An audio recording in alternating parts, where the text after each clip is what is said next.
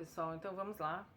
Vamos continuar esse livro maravilhoso, a leitura desse livro inteiro. Quem que tem coragem de vir comigo, entender o que é o diabo? O que é Satanás? Eu. Muito feliz que vocês estão aqui acompanhando o conteúdo. Então assim, deixa eu ver se fica com mais luz. Ai, eu não entendo como é que esse celular funciona. Queria um pouco mais de luz. Parece que não teremos. Também se eu ligar outra luz eu vou ficar com muito calor. Então vamos lá. A gente estava discutindo aqui um texto de João, né? E o Girra, na página 68, fala assim: o texto de João é muitas vezes condenado por nossos contemporâneos como supersticioso e vindicativo. Ele define novamente, de forma rude, mas sem hostilidade, as consequências do mimetismo conflituoso sobre os homens. Nesse discurso, Jesus dialoga com pessoas que ainda se consideram seus discípulos, mas que depois vão abandoná-lo, né? Mas que logo irão abandoná-lo, por não entenderem seu ensinamento. Em suma, os primeiros ouvintes de Jesus já se escandalizavam, como alguns de nossos contemporâneos. E aí a passagem eu já li no outro vídeo, mas eu estou retomando porque a gente não é de ferro, né? Ninguém lembra de tudo. Se Deus fosse vosso Pai, vós me amaríeis, porque saí de Deus e dele venho. Não venho por mim mesmo, mas foi ele que me enviou. Aí Jesus falando, sou filho de Deus, fui enviado por Deus. Por que não reconheceis minha linguagem? É porque não podeis escutar minha palavra. Vós sois do diabo, vosso pai, e quereis realizar os desejos de vosso pai. Ele foi homicida desde o princípio e não permaneceu na verdade, porque nele não há verdade. Quando ele mente, fala do que lhe é próprio, porque é mentiroso e pai da mentira. Então aqui Jesus está falando, vocês estão achando que vocês estão me seguindo, daqui a pouco vocês vão vazar, porque vocês não estão realmente reconhecendo a minha palavra como a palavra de Deus. Vocês já estão filiados, né, à mentira. Aos que se afirmam como seus discípulos, Jesus sustenta que seu pai não é nem Abraão nem Deus, como eles afirmam, mas o diabo. Aí Jesus está falando, vocês aí estão achando que vocês estão me seguindo, mas o pai de vocês é o diabo. A razão desse julgamento é clara. Essas pessoas têm o diabo por pai porque são os desejos do diabo que eles querem realizar e não os desejos de Deus. Eles tomaram o diabo como modelo de seus desejos.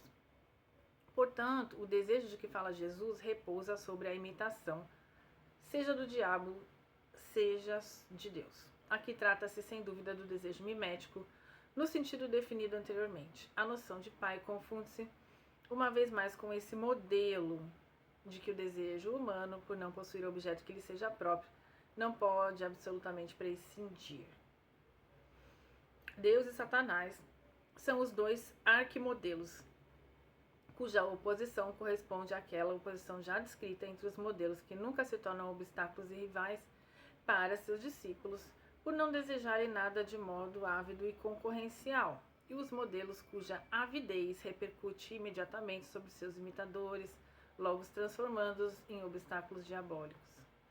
Assim, os primeiros versículos de nosso texto são uma definição explicitamente mimética do desejo e das opções que dele resultam para a humanidade.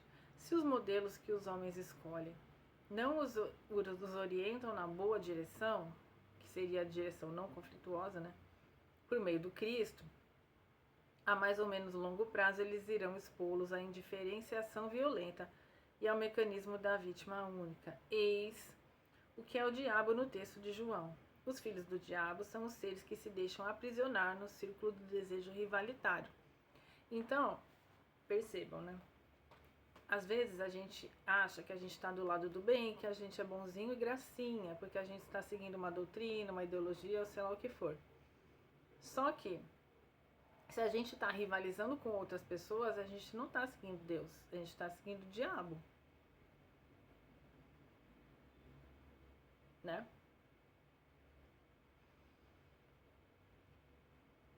Vamos refletir, né? Isso é importante. Então vamos lá. Os filhos do diabo são os seres que se deixam aprisionar no círculo do desejo rivalitário. Os filhos do diabo são os seres que se deixam aprisionar no círculo do desejo rivalitário. Filho do diabo, pai da mentira, né? Ou seja, você seguir o pai da mentira é você se deixar se aprisionar pela rivalidade, pelo desejo rivalitário.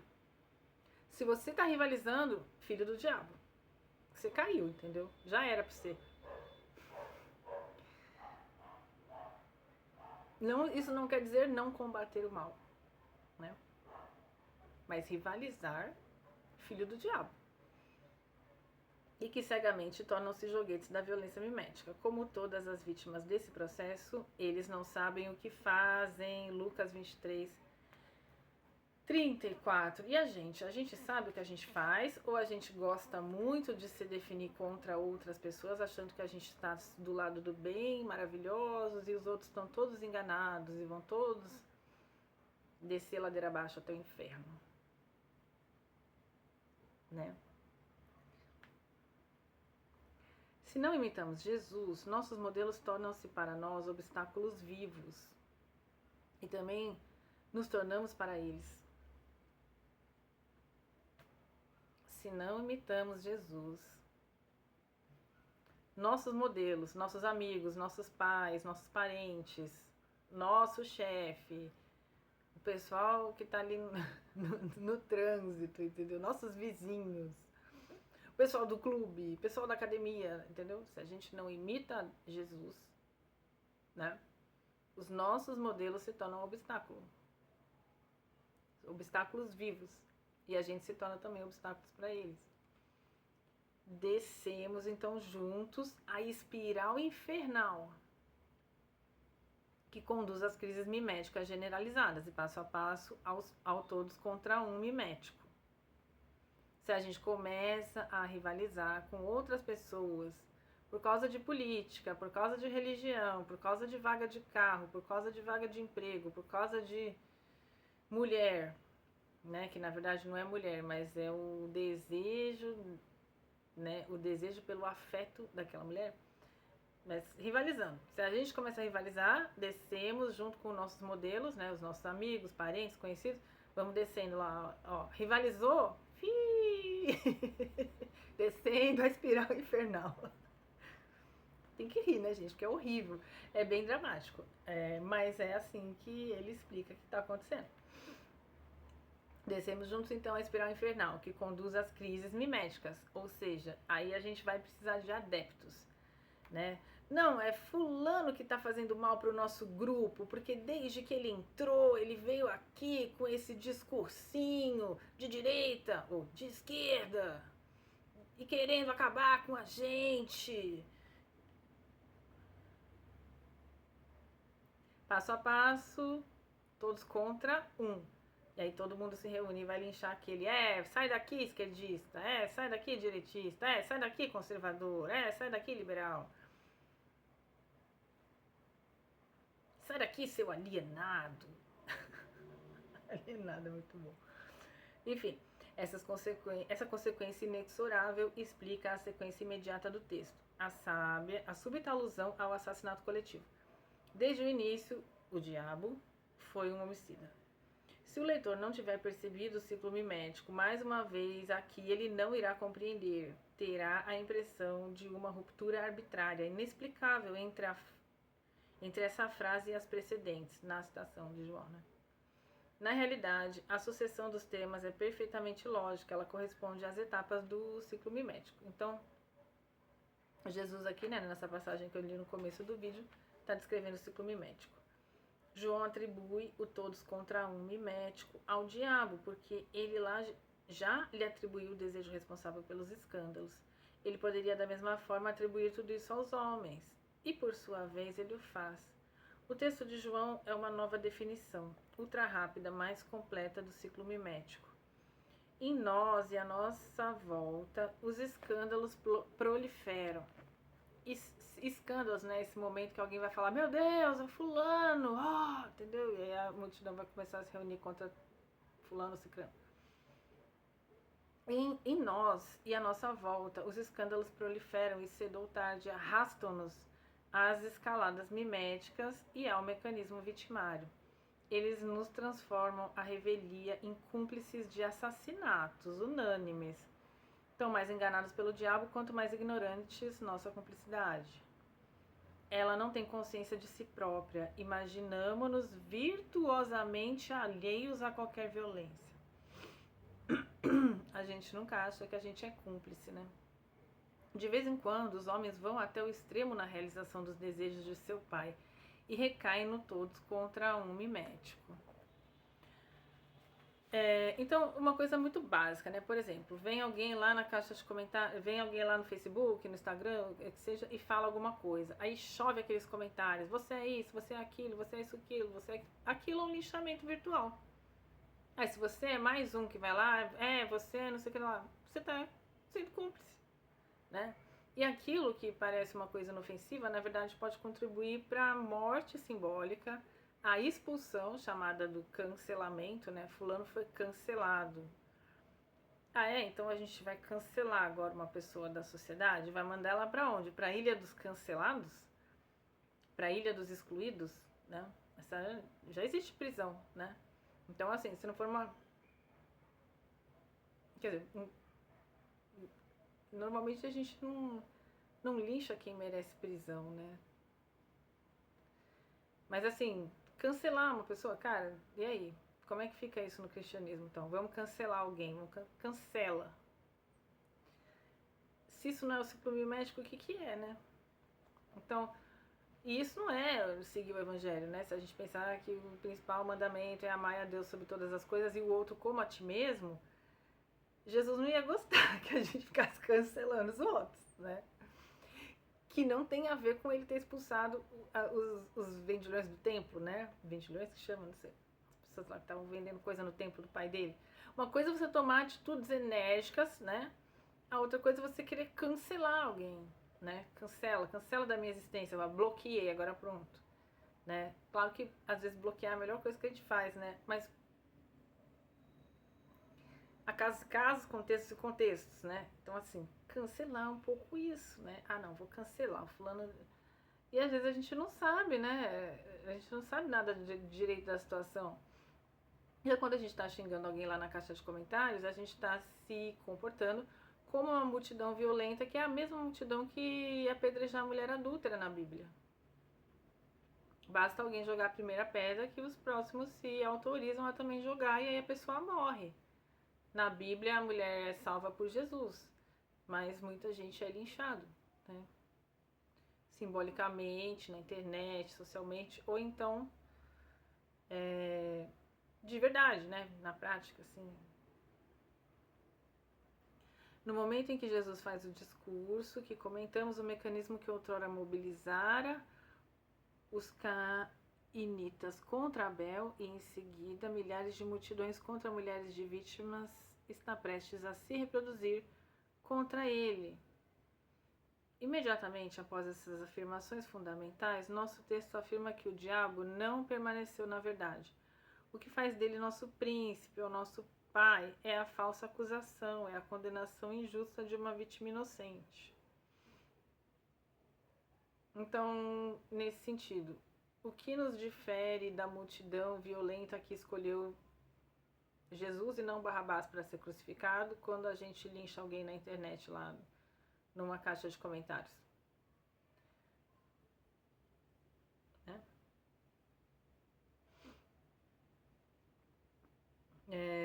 Então vamos lá. Então vou retomar isso aqui. Imediatamente após essas afirmações fundamentais, nosso texto afirma que o diabo não permaneceu na verdade. O que faz dele nosso príncipe, ou nosso pai, é a falsa acusação, é a condenação injusta de uma vítima inocente. Ela não repousa sobre nada de real, nada de objetivo, mas apesar disso, consegue ser aceita de modo unânime, em virtude do contágio violento. As pessoas, mesmo sem ter provas suficientes, né? Muitas vezes, diante de uma acusação, elas já vão linchar a pessoa, elas não vão investigar, mas quem é essa pessoa, quem é essa fonte, o que será que aconteceu, vamos olhar os dois lados. Não, elas vão lá, entendeu? Porque é assim, né, gente? Acontece. Lembremos que o sentido primeiro de Satanás na Bíblia é o de acusador público, o promotor em um tribunal. O diabo é necessariamente mentiroso, pois se os perseguidores aprendessem a verdade, ou seja, a inocência da sua vítima, eles não poderiam mais aliviar-se de sua violência à custa dela, à custa dessa vítima. Se as pessoas entendessem que elas precisam renunciar a esse contágio violento, né? Muita gente não ia ser linchada, não ia ser expulsa de grupos, não ia ter tanto bullying, né? Enfim. No mundo ideal, que todo mundo conhece a teoria mimética, entendeu? E reflete, se vigia suas ações. O mecanismo vitimário só funciona em função da ignorância daqueles que o fazem funcionar. Eles acreditam estar na verdade, quando na realidade encontram-se na mentira. Um exemplo disso é aquele linchamento, Wilson Frank, né, fez um artigo tão bom, né, sobre isso. Um abraço para você, Wilson. Que ele fala assim, é um caso, né, que uma mulher que tinha problemas mentais foi linchada porque se espalhou um boato no Guarujá de que ela era uma sequestradora, acho que era isso. E aí a mulher foi morta por uma multidão e só depois essa multidão percebe que, né, não, ela não era culpada. Era só uma senhora que estava passando numa hora errada e foi, né, e aí houve esse boato e aí ela, pelo que eu me lembro, né, gente, perdão se eu não contei a história direito, que já faz muitos anos que eu li isso daí, mas mais de, acho que 8 anos, sei lá, muito tempo. Mas, enfim. Então, assim, aí depois a gente se arrepende, né? E aí vem aquela coisa, eles não sabem o que fazem, né? O fundo próprio do diabo, aquele de onde tira suas mentiras, é um mimetismo violento que não é nada de substancial. O diabo não tem fundamento estável, não tem nenhum ser. Para dar-se uma aparência de ser ele precisa parasitar as criaturas de Deus. Ele é inteiramente mimético, o que vale a dizer inexistente. O diabo é o pai da mentira, ou em certos manuscritos, dos mentirosos, porque suas violências enganosas repercutem de geração em geração nas culturas humanas que permanecem todas tributárias de algum assassinato fundador e dos ritos que o reproduzem. Para entender melhor isso, A Violência Sagrado é um grande livro, né? Porque aí lá ele vai analisar, pensando nas sociedades arcaicas ainda sem estado formalizado, como é que aconteciam esses conflitos e como eles eram, e quais eram as tentativas de prevenir esses conflitos, né? Vamos lá. Eu não vou entrar agora nessas questões. Nossa, esse livro é muito denso, né? A Violência Sagrada, mas é um livro bem importante também. O texto de João escandaliza aqueles que não percebem a alternativa que ele pressupõe, como tampouco a perceberam os primeiros interlocutores de Jesus. Muitos acreditam ser fiéis a Jesus, mas lançam contra os evangelhos objeções superficiais, mostrando com isso que permanecem submissos às rivalidades miméticas e às suas escaladas violentas. Quando não enxergamos que é inevitável escolher entre esses dois arquimodelos, Deus e o diabo, já escolhemos o diabo, o mimetismo conflituoso. É aquele negócio da vida espiritual que eu estava tentando explicar no outro vídeo, né? Não quer dizer que a gente não tem inimigos, né? Mas assim, nessa teoria, o inimigo principal é o mimetismo, né? É esse perigo de você acusar uma vítima inocente que sozinha não poderia ter sido responsável por uma crise social e aí você contribuir para que essa pessoa morra, seja expulsa, sofra, né? Porque você tem certeza que você tem razão. As virtuosas indignações modernas contra o Evangelho de João não têm fundamento. Jesus diz a verdade a seus interlocutores. Eles escolheram o desejo rivalitário e a longo prazo as consequências serão desastrosas. Imagina, né? Não ter ficado do lado de Jesus naquela época, assim, que ruim, né? Mas assim, toda vez que a gente maltrata alguém, que a gente fala mal de alguém, conspira contra alguém, sente ciúme, inveja de alguém, faz algo a respeito, né? Humilha alguém publicamente, né? Tudo isso a gente tá escolhendo o diabo, né? Não é fácil não, essa vida espiritual. Então, deixa eu ver aqui. O fato de que Jesus se dirija a judeus é muito menos importante do que imaginam aqueles que só têm uma preocupação: provar o antissemitismo dos evangelhos. A paternidade diabólica, no sentido de Jesus, não pode ser o monopólio de um povo específico. Que o Gerard está falando assim, olha, não adianta a gente ficar querendo achar que os únicos bodes expiatórios da Bíblia eram os judeus. Não é privilégio de algum povo ser violento ou não. Todo mundo pode escolher o lado do diabo e pode ceder e mergulhar na rivalidade mimética. Não é porque você é judeu, você pode ter qualquer nascimento, nacionalidade aí. Após sua definição mimética do desejo, o texto de João fornece uma definição fulgurante das consequências desse desejo: o assassinato satânico. A impressão de maldade produzida pelo texto deve ser a incompreensão de seu conteúdo, que nos faz imaginar uma série de insultos gratuitos. Isso é efeito de nossa ignorância, frequentemente mesclada com hostilidade preconcebida com relação à mensagem evangélica. É nosso próprio ressentimento que projetamos sobre o cristianismo. Aí é demais, né? Tem hora que ele é muito genial. Então, gente, olha só que interessante, né? Eu fui uma pessoa que eu me batizei tarde, né? Na vida. Os meus pais, eles, por respeito a mim, né, eles não quiseram, na concepção deles, né? Não vamos julgar, eles achavam que era preciso me deixar livre para eu escolher qual religião que eu ia seguir na minha vida, né? Então eles não me batizaram. Isso teve consequências? Teve. Eu indico que você não batize o seu filho, deixe ele descobrir depois? Não. Não indico. Eu super indico que você batize seu filho, cara. Mas assim, isso aí é uma questão muito particular, não vamos entrar agora nem em fanatismo, nem em muitas opiniões, mas assim, foi o que aconteceu comigo, né? Então, na minha história pessoal, eu tinha muito ressentimento, né? Porque a minha conversão começou a acontecer com 20 anos. Então, com mais ou menos 20 anos de idade, que eu comecei a conhecer pessoas da igreja, né? Pessoas que seguiam o catolicismo ou o cristianismo com mais fervor, com mais seriedade. E a minha conversão, ela começou primeiro conhecendo essas pessoas, né?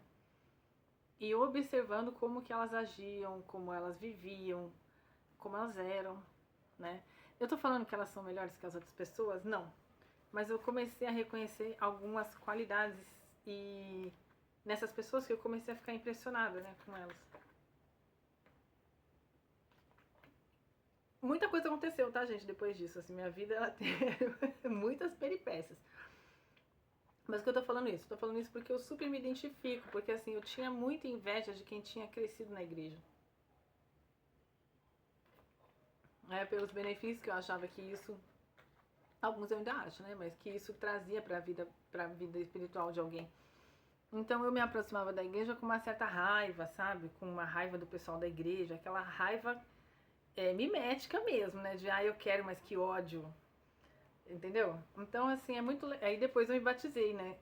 Aí quando eu me batizei, essa raiva baixou, né? Porque aí eu me senti parte, né? Eu me senti pertencente, né? Ao grupo. Olha como é, né? Como é que é a nossa vida interior, cheia de dramas. Mas então, eu lembrei disso, né? Porque esse depoimento é importante para esse momento, né? Eu me reconheci muito raivosa, né? Muito rancorosa, muito ciumenta, muito invejosa das pessoas da igreja antes do meu batismo, né? E aqui ele está falando um pouco isso, né? É nosso próprio ressentimento que projetamos sobre o cristianismo. Para além dos interlocutores imediatos de Jesus, que são inevitavelmente os judeus, é a humanidade inteira que é visada, como sempre acontece nos evangelhos. O Satanás dos evangelhos sinóticos e o diabo do evangelho de João significam o mimetismo conflituoso, incluindo o mecanismo vitimário.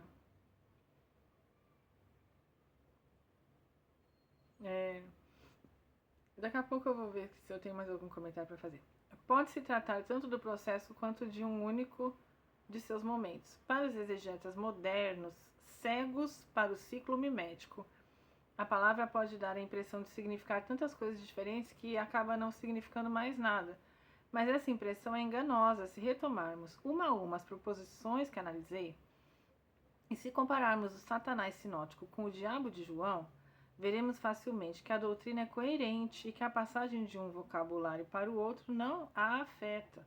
Longe de ser absurdo demais para reter nossa atenção, o tema evangélico contém um saber incomparável sobre as relações entre os homens e as sociedades que delas resultam. Tudo que afirmei sobre Satanás está em perfeito acordo com o que a análise dos escândalos anteriormente permitira que formulássemos. Quando o distúrbio causado por Satanás torna-se grande demais, o próprio Satanás, assim como o escândalo, torna-se de alguma forma seu próprio antídoto, suscitando o arrebatamento mimético e o todos contra um reconciliador, permitindo que a tranquilidade retorne à comunidade. Ou seja, né, depois que o Satanás envolve, que essa força maligna, né, como se fosse, envolve todo mundo naquela raiva infundada, né, contra uma vítima inocente, ou que não poderia ser responsável por toda aquela crise da comunidade, e aí essa vítima é expulsa, é morta, é sacrificada, é linchada, etc., que é cancelada, né, o que acontece? Vem aquele efeito de paz. Ai, nossa, agora... Né, agora que a gente dirigiu toda a nossa violência contra uma pessoa só, né, no ápice da nossa certeza de superioridade, de justiça, ai, agora estamos salvos aqui, ai, o mal foi extirpado, né, não vai ter mais peste na cidade, ufa, Então, assim, por isso que ele fala que Satanás expulsa Satanás, porque vem essa força maligna, né, vem esse Satanás que a gente... Né, projetar todas essas coisas horríveis numa outra pessoa e falar, é você que é culpado, é você é o culpado de todo o mal. Aí vai, expulsa a pessoa, daqui a pouco esse ciclo vai começar de novo com outra pessoa que vai ser pega para Cristo, né? Olha que expressão preciosa que eu consegui colocar num artigo, né, uma vez, assim, ganhei até um elogio. Porque é isso, né? A gente pegar alguém para Cristo. E assim, Cristo já deu exemplo que não é por aí, né? A grande parábola dos vinhateiros homicidas mostra claramente o ciclo mimético ou satânico. Cada vez que o proprietário da vinha envia um mensageiro aos vinhateiros, esse envio desencadeia entre eles uma crise, que resolvem colocando-se contra o mensageiro, expulso por unanimidade. Esse acordo unânime é o arrebatamento mimético. Cada expulsão violenta constitui o cumprimento de um ciclo mimético. O último mensageiro é o filho, com letra maiúscula, expulso e assassinado do mesmo modo que todos os enviados precedentes. Então aqui tem uma semelhança, né, entre o texto bíblico e o texto shakespeariano, né, que é assim, a mesma coisa vai acontecendo de formas diferentes, ou sendo anunciada. Então aqueles profetas anteriores a Jesus já estavam sendo vítimas do arrebatamento mimético, até que, né, aí os profetas falavam, vai chegar um Salvador, eles, você tá difamando, que não sei o que, sei lá. Iam sendo condenados, né, iam sendo excluídos e tal, e até que chegou Jesus e ele fez que fez e foi parar na cruz. Eu contando a Bíblia. É horrível, né, gente? Misericórdia comigo. Mas assim, existe essa lógica, né, de esse pensamento espiralado, né, na explicação, na teoria mimética, na forma como o Girard escreve e também como ele descreve que essas coisas, né, esses arrebatamentos dessas multidões que se organizam contra vítimas e expulsam essas vítimas, isso está acontecendo, como ele define muito bem no terceiro livro, desde a fundação do mundo, né, ou seja, desde sempre. Vamos lá. Essa parábola confirma a definição da crucificação que já expus. O suplício de Jesus é um exemplo, entre tantos outros, do mecanismo vitimário. O que torna único o ciclo mimético de Jesus não é a violência, mas a identidade da vítima, que é o Filho de Deus. Evidentemente, aí se encontra o essencial do ponto de vista de nossa redenção. Mas, de tanto negligenciarmos os alicerces antropológicos da paixão, acabamos por passar ao largo da verdadeira teologia da encarnação, que necessita da antropologia evangélica para se fundar. As noções de ciclo mimético e de mecanismo vitimário fornecem conteúdo concreto a uma ideia de Simone Weil, segundo a qual, antes mesmo de ser uma teoria de Deus, uma teologia, os evangelhos são uma teoria do homem, uma antropologia. Então aqui o texto bíblico, né, é visto pelo Girard como uma antropologia, como uma história da humanidade, como uma história de como a humanidade funciona, né, desde os tempos mais remotos. Eu não posso falar isso sem rir, porque eu tinha um professor que ele odiava que falasse desde os primórdios, né? Aí eu me lembrei agora. Como o desencadeamento do mecanismo vitimário é inseparável do auge da desordem, o Satanás que expulsa e restabelece a ordem é exatamente idêntico ao Satanás que fomenta a desordem A fórmula de Jesus, Satanás expulsa Satanás, é insubstituível. Porque ele está falando a mesma coisa, né? Ele vai também, às vezes, repetindo as mesmas coisas. A receita suprema do príncipe desse mundo, seu artifício número 1, talvez seu único recurso, é o todos contra um. Mimético, ou o mecanismo vitimário. É a unanimidade mimética que, no paroxismo da desordem, restabelece a ordem nas comunidades humanas. Então, assim, durante muitos anos, séculos, essa história tem se repetido, né? As pessoas se organizam contra uma pessoa que sozinha não poderia ter sido responsável por desencadear aquela crise social, e essa pessoa acaba pagando com sua vida, o seu nome, acaba pagando de alguma forma, ou ela é sacrificada, ou ela é expulsa, ou ela é condenada, ou ela é cancelada, ou ela é linchada, e esse é o ciclo, né? Esse é o ciclo que acaba sempre se repetindo.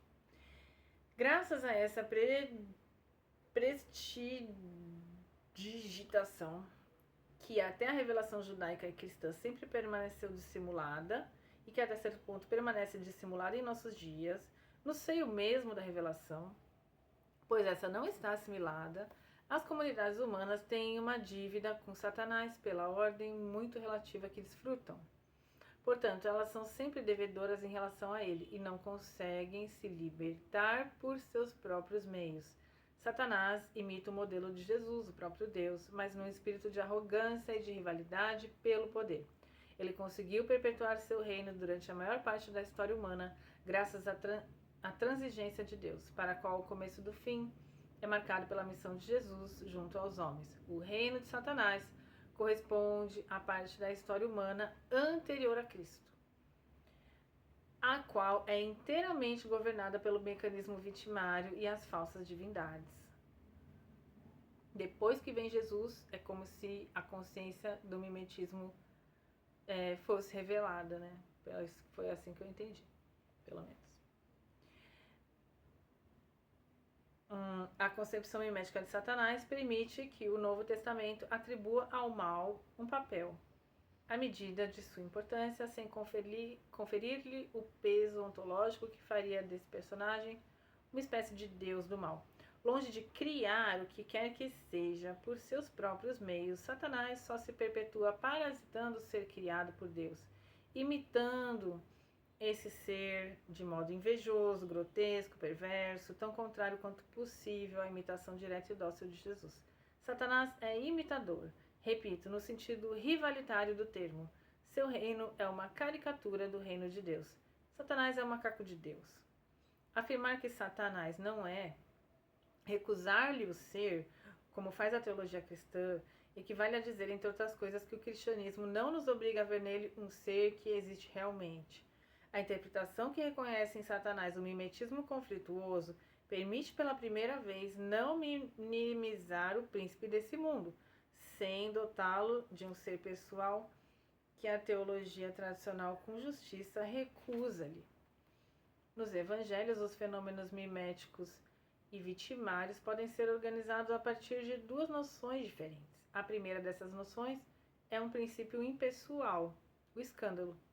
A segunda é esse personagem misterioso que João chama de diabo e os evangelhos sinóticos chamam de Satanás. Como vimos, os evangelhos sinóticos contêm um discurso de Jesus sobre o escândalo, mas nenhum discurso sobre Satanás. Em contrapartida, a literatura de João não contém nenhum discurso sobre o escândalo, mas possui um sobre o diabo, que acabei de examinar. O escândalo e Satanás são fundamentalmente a mesma coisa. E, no entanto, podem-se observar entre eles duas diferenças importantes. O peso principal das duas noções distribui-se de forma diferente, né?